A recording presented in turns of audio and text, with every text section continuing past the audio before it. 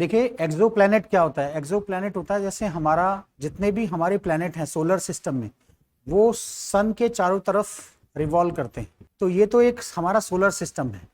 एक्सो planet का मतलब होता है कि जिस तरह से हम जितने भी प्लैनेट हैं वो सन के चारों तरफ रिवॉल्व करते हैं, तो इस सोलर सिस्टम से बाहर भी एक ऐसा कोई स्टार है जिसके चारों तरफ प्लैनेट रिवॉल्व कर रहे हैं, उनको हम एक्सो प्लैनेट बोलते हैं।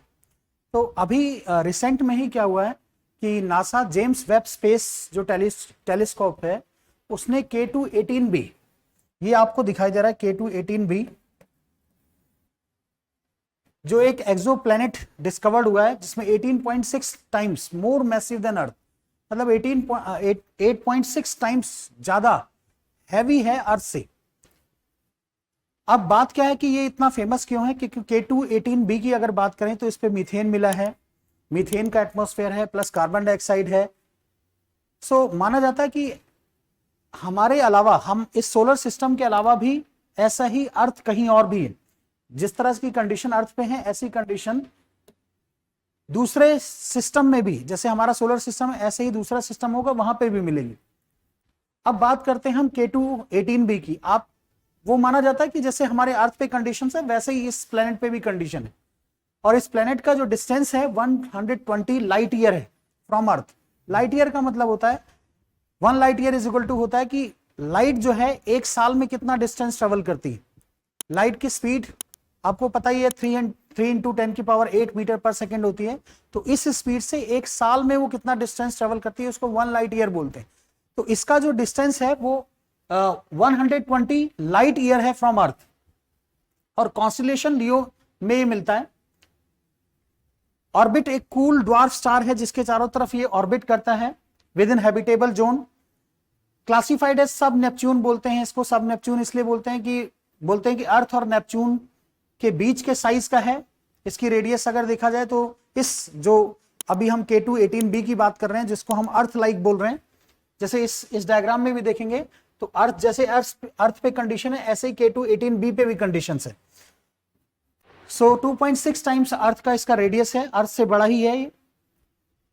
हाइड्रोजन रिच एटमॉस्फेयर है यहाँ पे, और ओशन कवर्ड सरफेस है। जैसे हमारे यहाँ 70% ओशन है, सो ऐसे ही यहाँ पे भी अर्थ K2-18b में भी ओशन कवर्ड सरफेस है, हाइड्रोजन रिच एटमॉस्फेयर है। इसको हाइसिन एक्सोप्लैनेट बोलते हैं। सो माना जाता है कि यहाँ liquid water oceans and hydrogen atmosphere है। सो जीवन की संभावना यहाँ है, जैसे अर्थ पे है ऐसे ही वहां पे भी जीवन की संभावना है। सो इसलिए इसको ये न्यूज में भी बहुत ज्यादा है।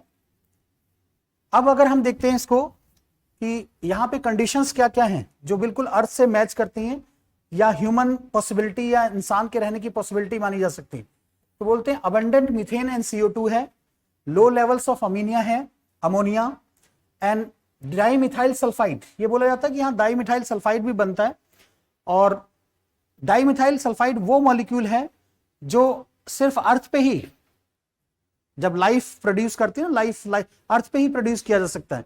तो अगर डाइमिथाइल सल्फाइड यहां मिल रहा है तो इसका मतलब लाइफ की पॉसिबिलिटी वहां पे भी है। और ओशन वाटर सरफेस है, तो ओशन वाटर सरफेस है तो इसका मतलब जैसे अर्थ है वैसे ही वहां पे भी वाटर है तो लाइफ होने के भी चांसेस बढ़ गए।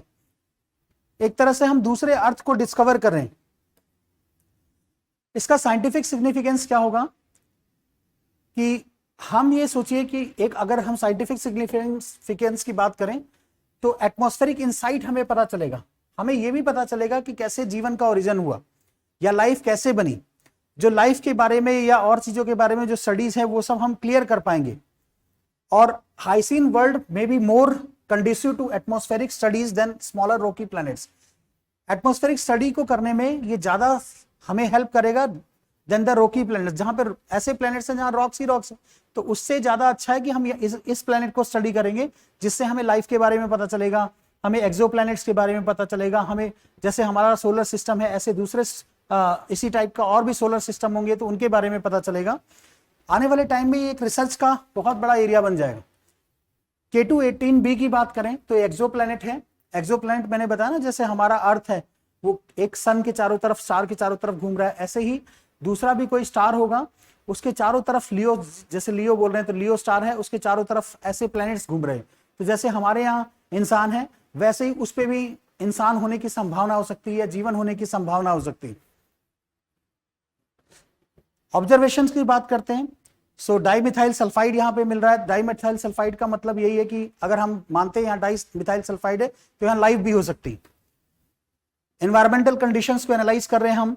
इसके बाद हम इसी K218b की बात करते हैं। सो इसका इंप्लीकेशंस देखें तो सब Neptunes like K218b is a common in Galaxy.